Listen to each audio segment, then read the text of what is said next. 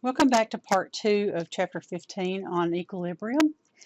And in this part, we're going to look at that equilibrium constant that we defined in part 1. And we're going to look and see what happens to it when we change concentrations, if we reverse the reaction. Then we're also going to look and see how we can go between the equilibrium constant for liquids and gases. And because remember that Kp is for gases only, Kc could be a mixture or both, and they are proportional to each other, but they are not equal to each other. So you have to have a conversion between the two. And then we're going to look at those heterogeneous systems where you can have different states in your equation, in your reaction. So when the reaction is written in reverse, backward, then the equilibrium constant is inverted. So if I have an equilibrium constant expression like this, where A plus B gives me C plus D, that's the forward reaction. And so the products would be over the reactants, and that's always, in anything we do this whole semester, it's always going to be like this, products over reactants, okay? The equilibrium constant expression for the reverse reaction, where we're looking at it going this way, then we reverse it and look at it going from right to left, we would rewrite it as C and D being the reactants this time, and A and B being the products, because we have reversed that reaction. Notice that the reverse equilibrium constant is now the flip of the original K. So something you can remember is that if you know the K forward, then if you know the number, then you just take the reciprocal of that, and that will give you the K of the reverse reaction. So that's all I'm telling you here. Also, when you multiply the coefficients of an equation, you're going to multiply that equilibrium constant, but not just multiply it by the number, but you're going to raise it to whatever that factor was. So if you have an equilibrium constant here, and this is the normal way you do it, but you have doubled everything, okay, then instead of it being just C raised to the C, you're going to have to square that, so it'll be raised to the 2C or raised to the 2A, because now you are doubling that, which is going to square the equilibrium constant. So the rule here is that if you know K, then if you double the concentrations, then you're going to raise that to the second power. If you triple the concentrations, it would be K to the third power. And so that's just the relationship between concentration and then the direction of the equation. So when you're applying this, then often what you're going to see is okay, you see one way, and then they've reversed it. Okay, well you're going to need the reciprocal. Okay. Also, you look and see what did they do to the concentration when you're trying to evaluate these. So in this example, okay, K1 is 5.6 times 10 to the third. So I have to look at this second equation and see what happened. Okay, well, I look at it, and so it was going N2, H2 to NH3. In the second one, it's NH3 going to N2 and H2. So I know I reversed it. And then, did I change the concentrations? Well, yep, I did. I didn't double the concentrations, but I halved the concentrations. Okay, don't get upset. It'll all work. Half, if you want to think about it as a 0.5, okay? All right, so when I write this, K is equal to 5.6 times 10 to the fifth. So if I reverse it, I need to take the reciprocal. And if I half the concentration, I'm going to raise it to the 1/2 power. So K prime, the second K, is going to be 1 over 5.6 times 10 to the fifth That's the reciprocal for reversing the reaction. And then I'm going to have to raise that to the 1/2 because that's what I did to the concentrations. And you can raise it to the 0.5 if it's easier for your calculator to deal with that, okay? Or 1 over 5.6 times 10 to the -5th raised to the 0.5, okay? All right, and so when you plug that into your calculator, you're going to see 1.3 times 10 to the -3.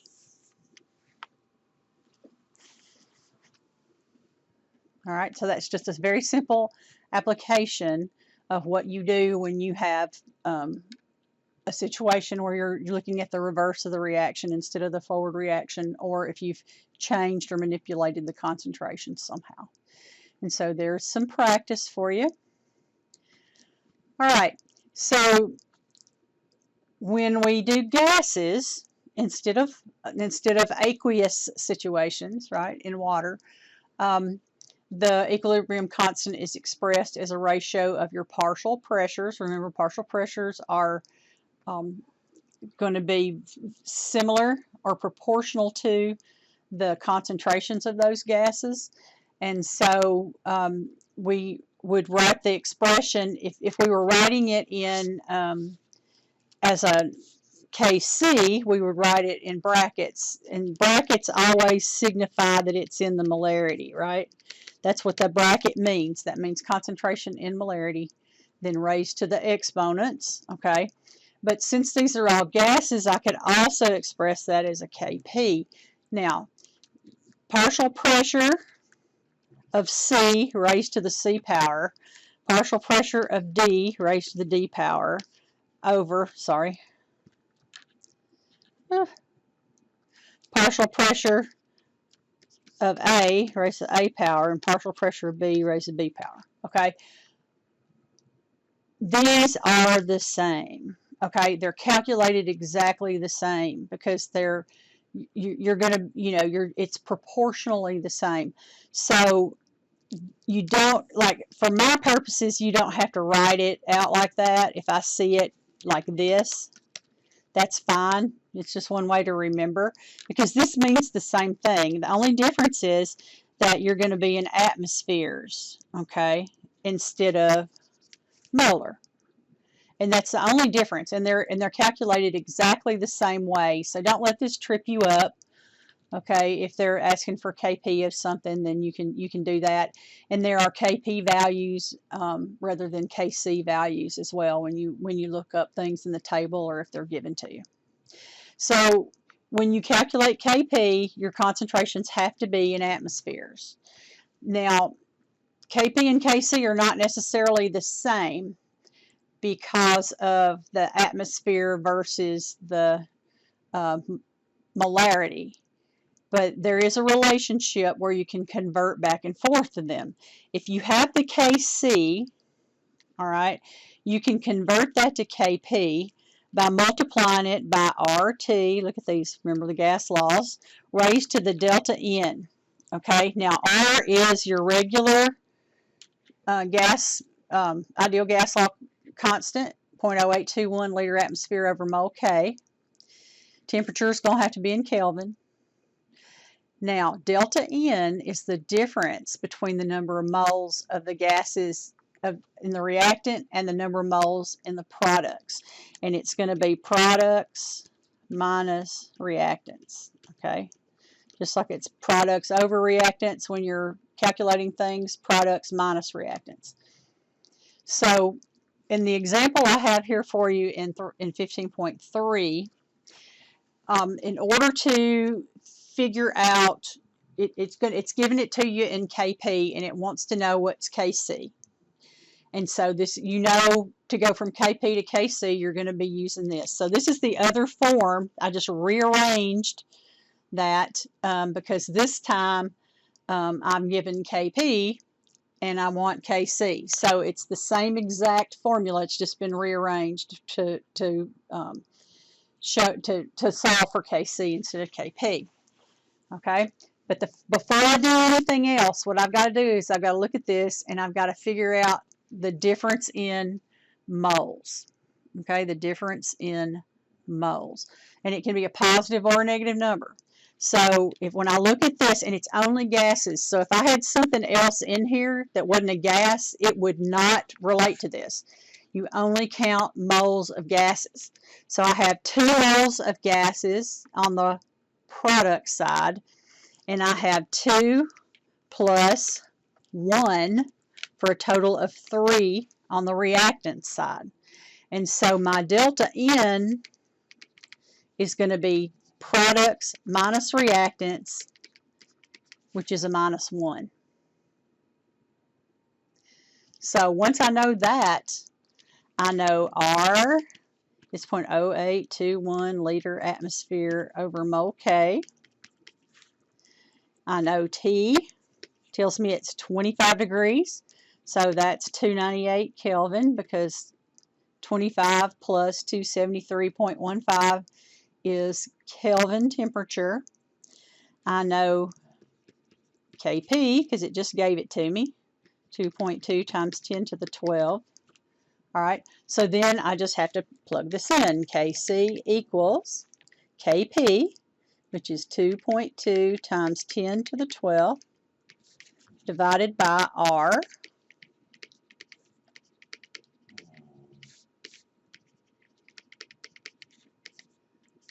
times temperature in Kelvin, which is 298 K.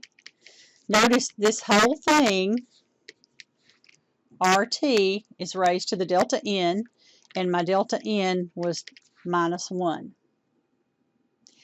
So I've got 2.2 times 10 to the 12 divided by 0.0821 liter atmospheres divided by mole K times 298, and then I take that whole thing on the bottom and I'm going to raise it to the -1 power. And so my Kc is going to be 5.4 times 10 to the 13. Now, this is a really good one for you to check your calculator skills on, okay? And if they are lacking, you need to figure out how you put this in your calculator correctly, because obviously you're going to have to put this in parentheses. So you're going to put this number in, then you're going to divide by this in parentheses to the -1. Okay, it'll raise it to the exponent first, so you should be okay if you put it in like that. But if you're not getting the right number, then you've got to figure it out, because you don't want to try to figure it out when you're taking the test, because that is not a good solution. Okay, so you should get 5.4 times 10 to the 13. Remember on your practice problems that your answer should be in the back, and hopefully it's right. You know, there might be some mistakes. So, I mean, if you think you're really doing it right and you're not getting the right answer before you spend 5 hours on it, send it to me and ask me about it, okay? If you find an error in the key, then, you know, please email that to me so I'll know to change the master copy of that workbook. Because, like, I know there's a mistake in it, and I can't remember where it is because somebody just pointed it out and then they didn't send me an email about it. And so, you know, if I'm not, you know, right there where the master is, I'm not going to remember to change it. So I really depend on students to help us edit this. And I'm giving you plenty of practices for these so that you can do that, because you know it's going to be on the test, right? Notice, okay, notice this. Okay, if you've got no gases, can you have a Kp? Think about it. If you have solids, is that going to be part of the Kp expression? Okay, just saying. All right. The concentrations of pure solids and pure liquids do not change during the course of the reaction. That's what I was just kind of referring to in that previous slide. So since their concentrations don't really change, solids and liquids are not used in calculation of the equilibrium constant expression. So if you see water or anything else designated with an L for liquid, or you see something that's a solid, those are not used in the equilibrium expression. So only aqueous, that is dissolved in water, or gaseous things are used. And so the equilibrium expression for this is heterogeneous, right? Because we have different states in the same system. So the two aqueous products would be over the gaseous CO2. And you can use molarity concentrations for all of this because you're calculating Kc. And just kind of graphically or visually, the amount of carbon in this particular equilibrium doesn't affect anything because the amount of carbon is going to stay the same. Okay, so as long as you're at the same temperature, but the amounts of CO and CO2 are going to remain the same. The amount of carbon, I should say, is actually different, but the amount of carbon really didn't affect the position of the equilibrium. It was just there as raw materials so that you could go back and forth between CO2 and CO. So that's why it doesn't affect it. All right, so write an expression for the equilibrium constant Kc, and this time it's a heterogeneous situation. So you're going to look at it and you're going to say, oh, okay, that's a solid and that's a solid, and so I only have a gas. It wants the Kc, so the Kc is going to be the concentration of the CO2, and that's it, because the solids aren't going to be in there.